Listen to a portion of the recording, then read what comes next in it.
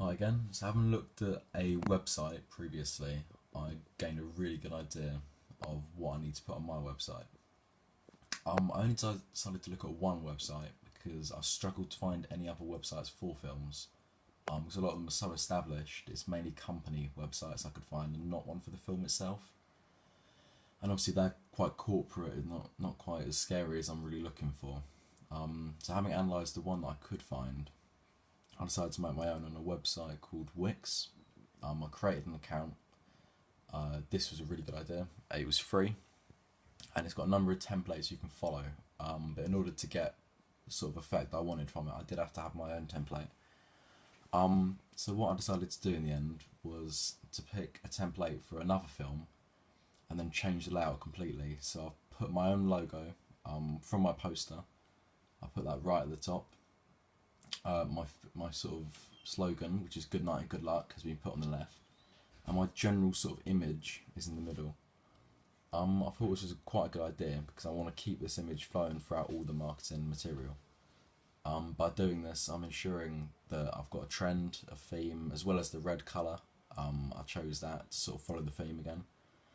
It does come out orange on the clip, but I kind of show you it's all red and black.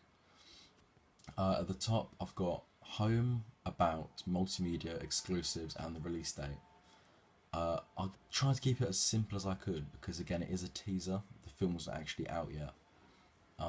The idea would be that it would be updated as you go along. As more content's added, there'd be more to put on the page.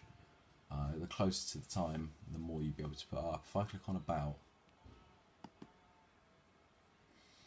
so what I've done is I've created this page. I've got, again, the theme at the top, so I've got my company name, the logo. In my about section, I've just really briefly said what the film was based on. So it says Slaughterhouse is a film based on a true story and is about the experiences of two friends discovering an abandoned house. Then goes on to go in a bit more detail. I've got my two main characters at the bottom. Unlike the Insidious website I was looking at, it's quite difficult for me to have a whole page dedicated to the cast because I've only actually got two cast members. This is because I couldn't really have any more. I didn't need any more at the time. But yeah, I decided to put them on the about page. I think it's really effective. It's quite sleek looking. Also, I made it more transparent, the page, so you can see the background through it. This is a photo I actually got of the place we went to. We went there and we took some photos as well as filming. Yep, so I thought that looked really effective in the background. Again, the theme of blood being smeared on the wall. We did that with paint ourselves. I took it specifically for this photo. I think it looks really effective. So following along to multimedia at the top here, I've got my two trailers here. I decided not to write anything about them. I just wanted the viewer to sort of click on them and find out for themselves. There is a brief description of what it's about, what the film is, on the actual YouTube channel, but these are just links. I've got my first draft on the left and my final draft on the right. The first draft I've mentioned before, that was done mainly on iMovie and a bit of Premiere Pro. That was to create a couple of transitions and to experiment really. And the one on the right is almost entirely Premiere Pro. I've used some sounds from YouTube and one transition, not including the first transition. That's from iMovie. I really like the effect it gave.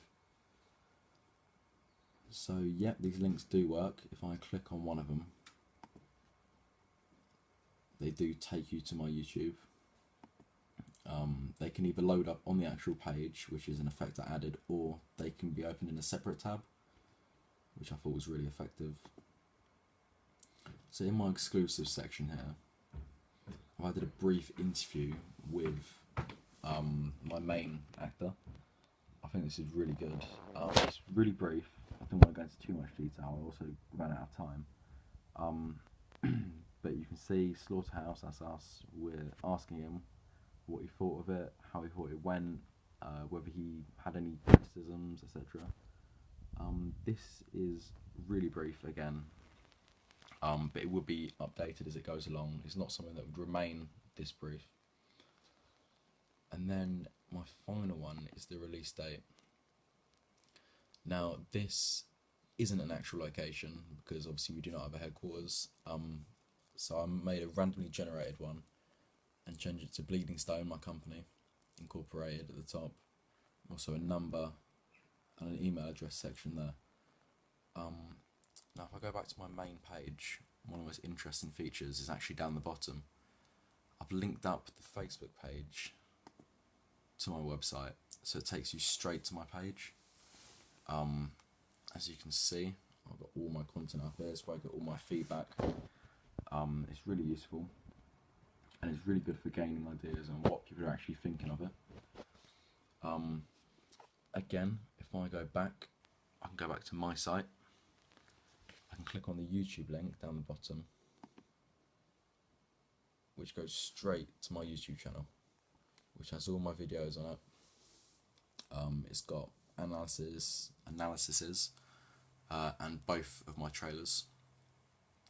I thought this was really useful. I mean, when people are scrolling through a website, they don't often stay on the website for too long. They sort of dig deeper, look at the links, etc. So if we go through it again, you've got my title at the top, 5 headings, and this does actually move on a timer, this image. It's put on a timer, it's meant to rock from left to right, it does. I need to adjust that, but I want to get it to rock every 5 seconds, 6 seconds, as well as putting some sound effects in the background.